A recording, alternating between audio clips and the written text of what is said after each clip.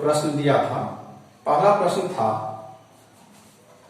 कि एक hemispherical container है और उसके ऊपर में एक होलो सिलेंडर प्लेस्ड किया गया है और इस हेमिस्फेयर का जो है डायमीटर मैंने बताया था कि 7 सेंटीमीटर है और टोटल हाइट इस स्ट्रक्चर का 13 सेंटीमीटर है। हम लोग को इसका एक्सटर्नल सरफेस एरिया कैलकुलेट करना है। तो इसके लिए आपको क्या करना होगा कि हेमिस्फेयर का डायमीटर मालूम है तो हम रेडियस मालूम कर लेंगे और वो रेडियस सिलेंडर का भी होगा और टोटल हाइट जो 13 सेंटीमीटर है उसमें अगर हेमिस्फेयर का जो रेडियस है उसको माइनस कर देंगे तो हमें सिलेंडर का हाइट प्राप्त हो जाएगा। आप इस स्ट्रक्चर में देख सकते हैं ये टोटल हाइट है 13 सेंटीमीटर। हम सिलिंड्रिकल पार्ट का हाइट स्मॉल h मान लिए हैं और टोटल हाइट को कैपिटल H मान लिए हैं। रेडियस r है, दोनों का सेम है। डायमीटर 7 सेंटीमीटर है तो रेडियस कितना होगा उसका आधा होगा।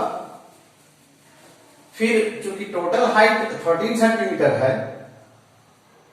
और सिलेंडर का हाइट h मान लिए हैं तो इस h को कैलकुलेट करने के लिए इस h में इस रेडियस को माइनस कर देंगे तो हमारा ये हाइट कैलकुलेट हो जाएगा। तो h इक्वल टू क्या होगा, capital H minus r radius इतना।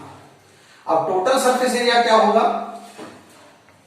इस सिलेंडर का कर्व सरफेस और इस हेमिस्फेयर का कर्व सरफेस दोनों को ऐड कर देंगे तो हमारा इस स्ट्रक्चर का टोटल सरफेस प्राप्त हो जाएगा। तो सिलेंडर का curve total surface area equal to curve surface area of cylinder plus curve surface area of hemisphere. Cylinder का कर्व सरफेस कितना है 2 पाई r h और हेमिस्फेयर का curve surface 2 pi r square. 2 pi r common ले लिए, हमारे पास क्या बचा h प्लस r ब्रैकेट।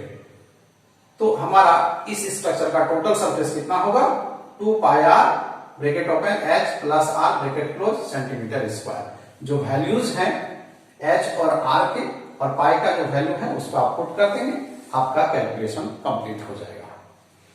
दूसरा प्रश्न था उसी तरह से हेमिस्फेरिकल कंटेनर है, उसके ऊपर में एक कोन प्लेस्ड कर दिया गया है और क्वेश्चन था कि इसका डायमीटर जो है 14 सेंटीमीटर है और टोटल हाइट 15.5 सेंटीमीटर है। आप इस फिगर में देख सकते हैं टोटल हाइट को हमने h मान लिया है 15.5 सेंटीमीटर और डायमीटर 14 सेंटीमीटर है तो रेडियस कितना हो जाएगा 7 सेंटीमीटर।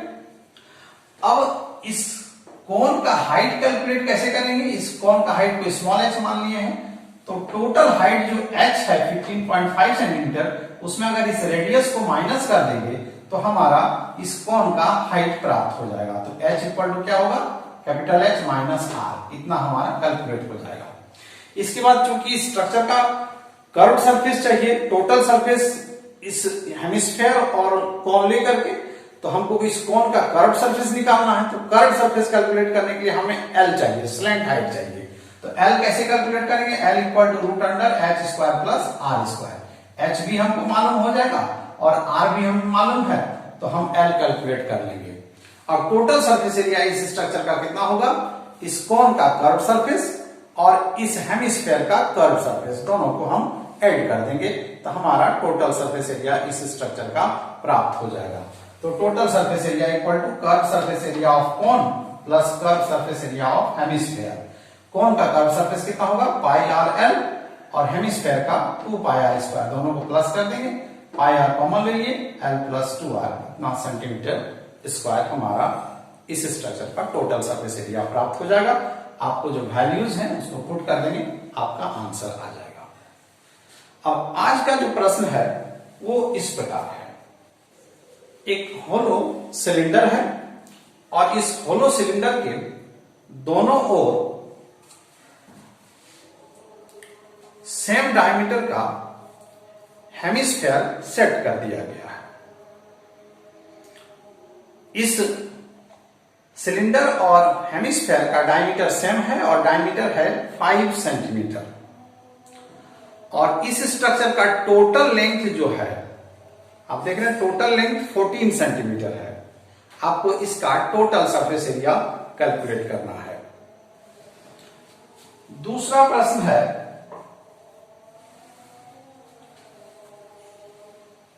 ये क्यूब है, मान लेते हैं कि ये वुडन है, वुड का बना हुआ क्यूब है, और इस क्यूब के ऊपरी सरफेस पर एक हेमिस्फेरिकल ग्रूव बना दिया जाता है। एक हेमिस्फेरिकल ग्रूव बना दिया गया, इकट्ठा कर दिया गया, यानी यहां से लकड़ी काट करके निकाल दिया गया है। इसका जो लेंथ है वो a है, स्मॉल a, इस क्यूब का लेंथ स्मॉल a है, और इस हेमिस्फेयर का डायमीटर भी इतना ही है, स्मॉल a। हमको इस स्ट्रक्चर का टोटल सरफेस एरिया कैलकुलेट करना है, यानी इस वुडन क्यूब में एक हेमिस्फेरिकल ग्रूव है, दोनों का डायमीटर सेम है, a है, हमको इसका टोटल सरफेस एरिया कैलकुलेट करना है इन टर्म्स ऑफ a।